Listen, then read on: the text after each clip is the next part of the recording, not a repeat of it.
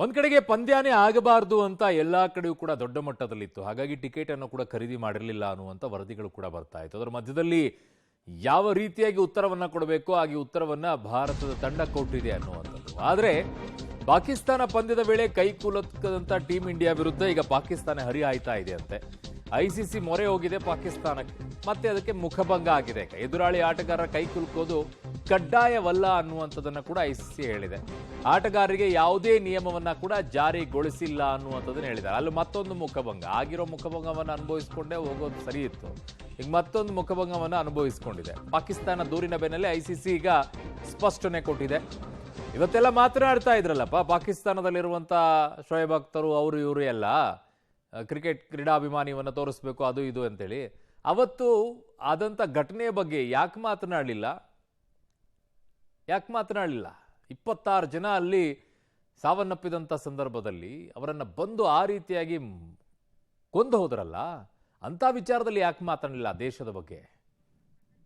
ನನ್ನ ಸಹೋದ್ಯೋಗಿ ಈಗ ಪ್ರಕಾಶ್ ಡಿ ರಾಂಪುರ್ ನನ್ನ ಸಂಪರ್ಕಕ್ಕೆ ಸಿಗ್ತಾ ಇದ್ದಾರೆ. ಪ್ರಕಾಶ್, ಇವತ್ತು ಮಾತನಾಡುವಂತಹ ನಾಯಕರುಗಳೆಲ್ಲ, ಯಾಕಂದ್ರೆ ಶೋಯಬ್ ಅಖ್ತರಲ್ಲೆಲ್ಲ ದೊಡ್ಡ ನಾಯಕ ಅಂತ ಕರೆಸ್ಕೊಳ್ತಾ ಇದ್ದಾರೆ, ಅವ ಕ್ರಿಕೆಟರ್ ಬಿಡಿ, ಈ ಲೀಡರ್ಸ್ಗಳೆಲ್ಲ, ಈ ಆಟಗಾರರೆಲ್ಲ ಅವತ್ತು ಯಾಕೆ ಒಂದಿಷ್ಟು ತುಟಿಪಿಟಕ್ಕನ್ನಲಿಲ್ಲ? ಭಾರತದ ಮೇಲೆ ಈ ರೀತಿಯಾಗಿ ದಾಳಿ ಆದಾಗ ಇವತ್ತು ಮಾತ್ರ ಬಹಳ ಕ್ರೀಡಾಭಿಮಾನಿ ಜಾಸ್ತಿ ಆಗ್ತಾ ಇದೆ. ಅವತ್ತು ದೇಶಾಭಿಮಾನ ಬರಲಿಲ್ವಾ? ಅವತ್ತು ಮಾನವೀಯತೆ ಬರಲಿಲ್ವಾ? ಇವರಿಗೆಲ್ಲ ಒಳ್ಳೆ ಪಾಠವನ್ನೇ ಕಲಿಸಿದಾರೆ ಅನ್ಸುತ್ತೆ ನಮ್ಮ ಕ್ರೀಡಾಪಟುಗಳು. ಖಂಡಿತವಾಗ್ಲೂ ಕೂಡ ಅರುಣ್ ಬಡಿಗೇರೆ, ನಿನ್ನೆ ಪಂದ್ಯದಲ್ಲಿ ಪಾಕಿಸ್ತಾನ ಇಡೀ ಜಗತ್ತಿನ ಮುಂದೆ ಮತ್ತೊಮ್ಮೆ ಬೆತ್ತಲಾಗಿದೆ. ನಿನ್ನೆ ಭಾರತದ ಆಟಗಾರರು ಮೈದಾನದಲ್ಲಿ ಹಸ್ತಲಾಘವ ಮಾಡಲಿಲ್ಲ, ಜೊತೆಗೆ ಅವರನ್ನ ಮಾತನಾಡಿಸುವಂತಹ ಯಾವ ಪ್ರಯತ್ನಗಳು ಕೂಡ ಆಗ್ಲಿಲ್ಲ. ಅಲ್ಲಿಗೆ ಸ್ಪಷ್ಟವಾಗಿ ಗೊತ್ತಾಗ್ತಾ ಇತ್ತು, ನೀವೊಂದು ಭಯೋತ್ಪಾದಕ ರಾಷ್ಟ್ರದವರು, ನಿಮ್ಮ ಜೊತೆ ನಾವು ಮಾತನಾಡೋದಿಲ್ಲ, ಕಣ್ಣೆತ್ತಿ ನೋಡೋದಕ್ಕೂ ಕೂಡ ನೀವು ಯೋಗ್ಯರಲ್ಲ ಅನ್ನುವಂಥದ್ದನ್ನ ನಿನ್ನೆ ಪಂದ್ಯದಲ್ಲಿ ತೋರಿಸಿಕೊಟ್ಟಿದ್ದಾರೆ. ಸೊ ಅದಾದ ಬಳಿಕ ಪಂದ್ಯ ಮುಗಿದ ಬಳಿಕ ಕೂಡ ಒಂದು ಔಪಚಾರಿಕವಾಗಿ ಶೇಕ್ ಹ್ಯಾಂಡ್ ಅನ್ನ ಮಾಡುವಂತ ಸಂಪ್ರದಾಯ ಇರ್ತಾ ಇತ್ತು. ಆದ್ರೆ ಅದಕ್ಕೂ ಕೂಡ ಭಾರತ ಮುಂದೆ ಬರಲಿಲ್ಲ. ನೇರವಾಗಿ ಭಾರತ ಪಂದ್ಯವನ್ನ ಗೆದ್ದ ಆದ ಮೇಲೆ ನೇರವಾಗಿ ಪೆವಿಲಿಯನ್ ಕಡೆ ಹೋಯ್ತು. ಅದಾದ ಬಳಿಕ ಪಂದ್ಯದ ಆಟಗಾರರು ಮೈದಾನಕ್ಕೆ ಬಂದು ಏನೋ ಪಾಕಿಸ್ತಾನದ ಆಟಗಾರರಿಗೆ ಕೈ ಕುಲುಕ್ತಾ ಇದ್ರು ಸಾಂಪ್ರದಾಯಿಕವಾಗಿ. ಆದ್ರೆ ಅದಕ್ಕೂ ಕೂಡ ಭಾರತ ತಂಡದ ಆಟಗಾರರು ಬರಲಿಲ್ಲ. ನೇರವಾಗಿ ಎಲ್ಲ ಆಟಗಾರರು ಮತ್ತೆ ಡ್ರೆಸ್ಸಿಂಗ್ ರೂಮ್ಗೆ ಹೋಗ್ತಾರೆ, ಅಲ್ಲಿ ಬಾಗಿಲನ್ನ ಕ್ಲೋಸ್ ಮಾಡ್ತಾರೆ. ಭಾರತ ತಂಡದ ಆಟಗಾರರು ಕೆಳಗೆ ಮೈದಾನಕ್ಕೆ ಬರ್ತಾರೆ ಅಂತೇಳಿ ಕಾದು ನಿಂತಿದ್ರು ಮೈದಾನದಲ್ಲಿ ಪಾಕಿಸ್ತಾನದ ಆಟಗಾರರು. ಆದ್ರೆ ಯಾವಾಗ ಬರೋದಿಲ್ಲ, ಯಾವಾಗ ಬಾಗಿಲನ್ನ ಹಾಕಿದ್ರು ಅನ್ನುವಂಥದ್ದು ಗೊತ್ತಾಯ್ತು.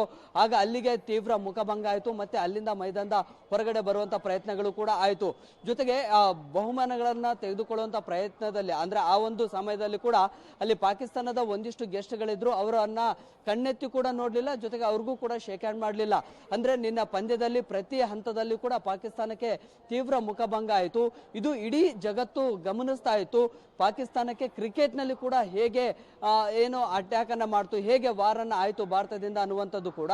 ಸೊ ಈಗ ಜಗತ್ತಿನ ಮುಂದೆ ಪಾಕಿಸ್ತಾನ ಬೆತ್ತಲಾಗಿರುವಂತಹ ಹಿನ್ನೆಲೆಯಲ್ಲಿ ಒಂದಿಷ್ಟು ಆಟಗಾರರು ಕೂಡ ಇದೀಗ ತೀವ್ರ ಅಸಮಾಧಾನ ವ್ಯಕ್ತಪಡಿಸಿದ್ದಾರೆ, ಪಾಕಿಸ್ತಾನದ ಆಟಗಾರರು. ಸೊ ಅದೇ ಕಾರಣಕ್ಕಾಗಿ ಐಸಿಸಿಗೆ ಒಂದು ದೂರನ್ನು ಕೂಡ ನೀಡಿದ್ರು.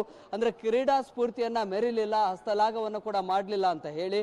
ಸೊ ಈಗ ಐಸಿಸಿ ಕೂಡ ಒಂದು ಸ್ಪಷ್ಟವಾಗಿ ಒಂದು ಮೆಸೇಜ್ ಅನ್ನ ಪಾಸ್ ಮಾಡಿದೆ. ಸೊ ಹಸ್ತಲಾಘವನ್ನ ಮಾಡುವಂಥದ್ದು ಇದು ಕಡ್ಡಾಯ ಅಲ್ಲ ಅನ್ನುವಂಥದ್ದನ್ನ ಹೇಳಿದೆ. ಸೊ ಹೀಗಾಗಿ ಅಂತಾರಾಷ್ಟ್ರೀಯ ಮಟ್ಟದಲ್ಲಿ ಮತ್ತೊಮ್ಮೆ ಪಾಕಿಸ್ತಾನಕ್ಕೆ ತೀವ್ರ ಮುಖಭಂಗ ಕೂಡ ಆಗಿದೆ. ಸೊ ಹೀಗೆ ಒಂದರ ಮೇಲೊಂದು ಮುಖಭಂಗ ಆಗ್ತಾ ಇದೆ. ನೋಡಿ ಅರುಣ್ ಬಡಿಗೇರ್, ಒಂದು ಸ್ಪಷ್ಟ, ಮೊದಲು ಪಾಕಿಸ್ತಾನ ಬ್ಯಾಟ್ ಅನ್ನ ಆಯ್ಕೆ ಮಾಡಿಕೊಂಡು ಮೈದಾನಕ್ಕೆ ಇಳಿತಾ ಇದ್ದ ಹಾಗೆ ಅವರ ಮನಸ್ಥಿತಿ ಹೇಗಿತ್ತು ಅಂದ್ರೆ ಭಾರತದ ಬೌಲರ್ಗಳನ್ನ ಸವಾರಿ ಮಾಡಬೇಕು, ದಂಡಿಸಬೇಕು ಅನ್ನುವಂಥದ್ದಿತ್ತು. ಆದ್ರೆ ಅದು ಯಾವ ಪ್ಲಾನ್ಗಳು ಕೂಡ ವರ್ಕೌಟ್ ಆಗ್ಲಿಲ್ಲ. ಭಾರತದ ಬೌಲರ್ಗಳ ವಿರುದ್ಧ ಮಕಾಡೆ ಮಲಗಿದ್ರು. ಅದಾದ ಬಳಿಕ ಎರಡನೇ ಇನ್ನಿಂಗ್ಸ್ ನಲ್ಲಿ ಭಾರತ ಮೊದಲ ಬಾಲ್ ಅನ್ನೇ ಬೌಂಡರಿಗೆ ಅಟ್ಟುವುದರ ಮೂಲಕವಾಗಿ ಅವರಿಗೆ ತಕ್ಕ ಹೊಡೆತವನ್ನ ನೀಡಲಿಕ್ಕೆ ಒಂದು ಬುನಾದಿಯನ್ನು ಕೂಡ ಮೂವ್ ಆಯಿತು. ಸೊ ಹೀಗೆ ಪ್ರತಿ ಹಂತದಲ್ಲಿ ಕೂಡ ನಿನ್ನೆ ಇಡೀ ಪಂದ್ಯದಲ್ಲಿ ಪ್ರತಿ ಹಂತದಲ್ಲಿ ಕೂಡ ಪಾಕಿಸ್ತಾನದ ಆಟಗಾರರಿಗೆ ತೀವ್ರ ಮುಖಭಂಗ ಆಯಿತು. ಕಣ್ಣೆತ್ತಿ ನೋಡಿದಂತ ಸ್ಥಿತಿಗೂ ಕೂಡ ಪಾಕಿಸ್ತಾನ ಬಂತು. ಸೊ ಹೀಗಾಗಿ ಜಗತ್ತಿನ ಮುಂದೆ ಮತ್ತೊಮ್ಮೆ ಮಾನ ಹರಾಜಾಗಿದೆ ಪಾಕಿಸ್ತಾನದ್ದು. ಅರುಣ್ ಬಡಿಗೇರ್. ಓಕೆ ಪ್ರಕಾಶ್ ಡಿ ರಾಂಪುರ್, ನಿಮ್ಮೆಲ್ಲ ಮಾಹಿತಿಗೆ ಧನ್ಯವಾದಗಳು.